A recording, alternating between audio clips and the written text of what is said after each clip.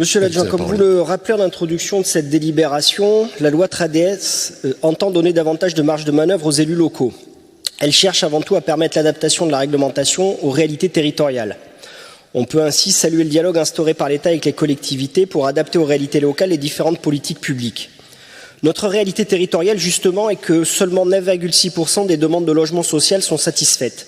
Vous indiquez même le nombre de demandeurs en attente d'une proposition de logement social est en forte augmentation sur l'ensemble du territoire métropolitain et de façon encore plus marquée sur la ville de Bordeaux.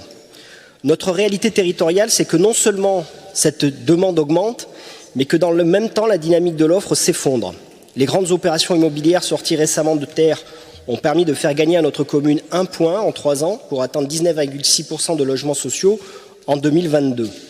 La loi 3DS vous offre donc la possibilité d'assouplissement de vos objectifs. Une possibilité, pas une obligation.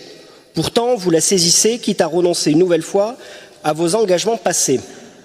Nous entendons les difficultés conjoncturelles du secteur pour financer et construire ces logements. Peut-être aussi des messages contradictoires que vous avez pu vous-même envoyer à la profession au début de votre mandat en parlant notamment de moratoire.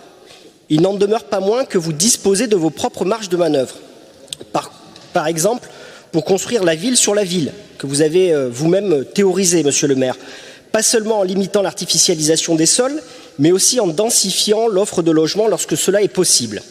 D'ailleurs, on peut se féliciter de certains outils que vous mettez en œuvre avec la métropole, notamment pour mobiliser le foncier, la modification du PLU, le vote d'enveloppe exceptionnelle de la métropole.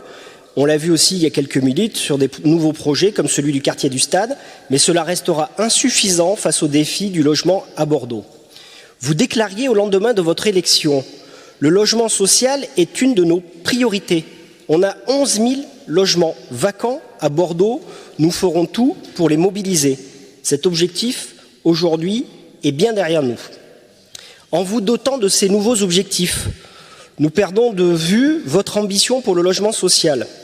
Si je comprends bien, nous passons ainsi sur la période 2023-2025 de 3 000 logements prévus à 2 158, soit près de 30% de baisse par rapport à vos précédents objectifs. Au moment où nous avons encore plus besoin de logements sociaux, c'est malheureusement le signal inverse que vous envoyez avec une forme de fatalisme et de défaitisme. Merci.